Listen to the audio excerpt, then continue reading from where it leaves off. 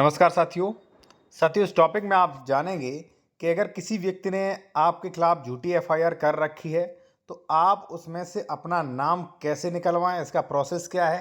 ठीक है, और यहाँ पे मैं थोड़ा जो झूठी एफआईआर है उसके कैंसिलेशन के बारे में भी बताऊंगा। कैंसिलेशन आप नाम कैसे निकलवाएं और सरकारी पोर्टल क्या है। इसमें सरकार ने भी अपना पोर्टल जारी किया है जहाँ पे आप जो है वो आवेदन दे सकते हैं। ठीक है, और अगर आप किसी मैटर पे कंसल्टेशन करना चाह रहे हैं तो कॉन्टैक्ट नंबर वीडियो के डिस्क्रिप्शन में मेंशन किया गया है।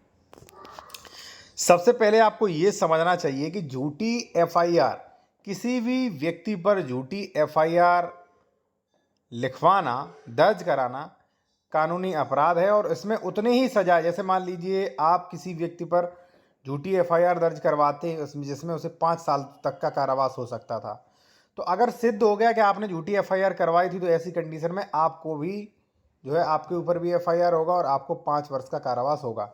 अगर आपने किसी ऐसे व्यक्ति पर झूठी एफआईआर, मान लीजिए आपने ऐसे अपराध की झूठी एफआईआर करवाई जिसमें उसे मान लीजिए 20 वर्ष का कारावास हो सकता था, तो ऐसी कंडीशन में भी आपको 10 साल की सजा हो जाएगी अगर ये सिद्ध हो जाता है कि इस पर आपने झूठी एफआईआर करवाई थी।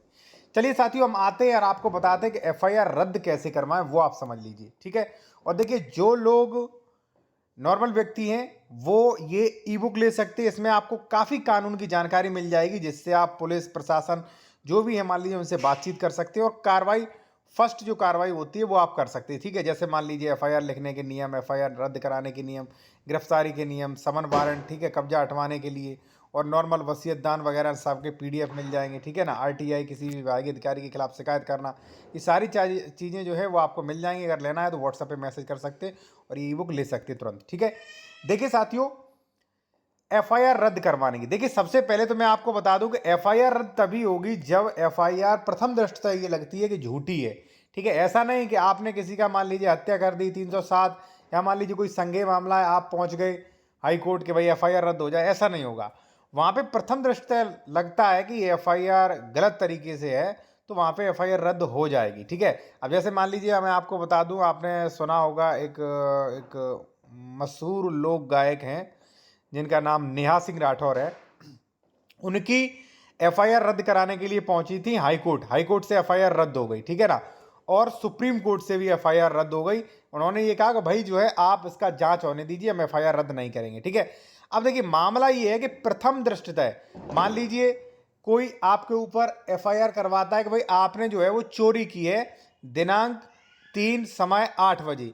अब आपके पास एविडेंस है कि 3/8 मतलब 3:08 पे मान लीजिए इतनी तारीख को जो था मैं कहीं दूर था और काफ़ी दूर था, तो ऐसी कंडीशन में प्रथम दृष्टया सिद्ध होता है तो एफआईआर रद्द हो जाएगी। ठीक है, या कोई भी ऐसा मामला हो जिसमें आपके पास ठोस सबूत है या प्रथम दृष्टया मामला है तो एफआईआर रद्द होना तय है।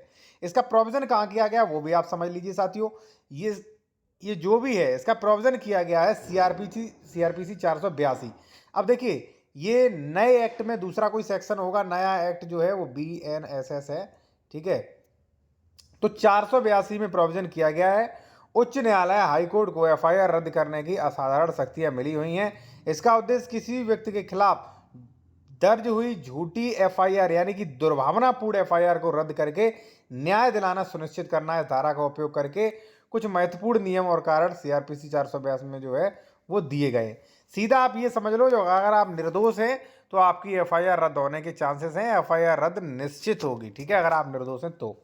ठीक है, अब आते हैं कि हमारा तो भाई झूठा एफआईआर में नाम करवा रहे हैं या नाम करवा दिया तो हम क्या करें। देखिए चलिए वो भी मैं आपको बता दे रहा हूं। ठीक है, देखिए साथियों, यदि आपके खिलाफ कोई भी व्यक्ति झूठी तहरीर थाने में देता है, देखिए ये सारा इस ई बुक में मिलेगा कि आप रोज मान लीजिए, देखिए आपको इतने कानून तो पता होना चाहिए, जो भी मान लीजिए डेली यूज में कानून जो उपयोग होते हैं वो सारे हमने इस बुक में डालने की कोशिश की है, जैसे मौलिक कर्तव्यों के बारे में सब कुछ। ठीक है, तो आप इसका स्क्रीनशॉट ले लीजिए, देख लेना, ये सारे टॉपिक मिलेंगे। अगर लेना तो व्हाट्सएप पे मैसेज कर सकते हैं।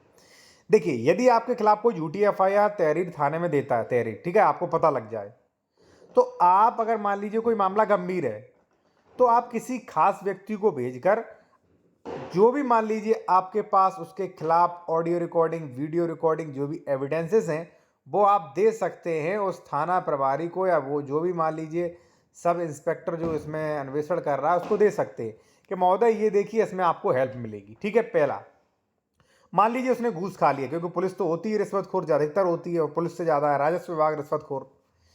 मान लीजिए वो नहीं मानते हैं, ठीक है, वो उसमें संलिप्त है, रिश्वत ले रहे हैं, तो ऐसी कंडीशन में आप सुपरिटेंडेंट ऑफ पुलिस के पास जा सकते हैं। अगर संज्ञेय गंभीर मामला है तो किसी व्यक्ति को भेज सकते हैं, क्योंकि देखिए गंभीर मामले में पुलिस आपको गिरफ्तार कर लेगी, ठीक है।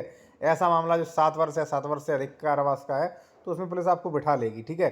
और देखिए कई बार तो भाई रिश्वत पैसा लेने के लिए बिठा लेती है, ठीक है ना। तो ये आप कर सकते हैं, ठीक है। और सुपरिटेंडेंट ऑफ पुलिस वहाँ पे आप अपनी जो भी मान लीजिए गैर मौजूदगी या मान लीजिए जो भी एविडेंसेस हैं वो आप दे सकते हैं कि महोदय देखिए हमारा झूठी एफआईआर में नाम डाल दिया, हम तो उस वक्त थे भी नहीं, ठीक है ना। तो अन्वेषण में आपका नाम निकल जाएगा, चार्जशीट नहीं बनेगी, ठीक है ना। और यदि झूठी एफआईआर दर्ज हो जाती है फिर भी आप अपना नाम निकलवाना चाहते हैं तो उस अन्वेषणकर्ता पुलिस अधिकारी को बेगुनाही का सबूत दे सकते हैं, जिससे वो चार्ज आपके ऊपर नहीं बनाएगा, ठीक है। क्योंकि भाई वो भी चार्जशीट बनाएगा ना, चार्जशीट में आपका नाम निकाल सकता है, ठीक है ना। और इस संबंध में जो है आप जो है साथियों जन सुनवाई एक पोर्टल है, उस पर भी आप शिकायत दर्ज कर सकते हैं। वहाँ पे पुलिस गृह वेदन में एक ऑप्शन मिलता है जहाँ पर जो है झूठी एफआईआर मतलब नाम या झूठी एफआईआर दर्ज करने के संबंध में एक ऑप्शन आता है, तो वो उसका भी आप प्रयोग कर सकते हैं, ठीक है ना। तो अगर मान लीजिए झूठा एफआईआर हो रहा है, कोई झूठा अगर आपको फंसा रहा है या अन्य कोई प्रकरण आपका मैटर है, तो आपको डरने की आवश्यकता नहीं, बस आप कानून से काम करें और नो टेंशन है, ठीक है। फिर भी आप कोई कंसल्टेशन करना चाह रहे हैं तो कॉन्टैक्ट नंबर वीडियो के डिस्क्रिप्शन में मेंशन किया गया है, और ये ई बुक लेना चाह रहे हैं तो ये नंबर दिया गया है, ये फीस है इसका।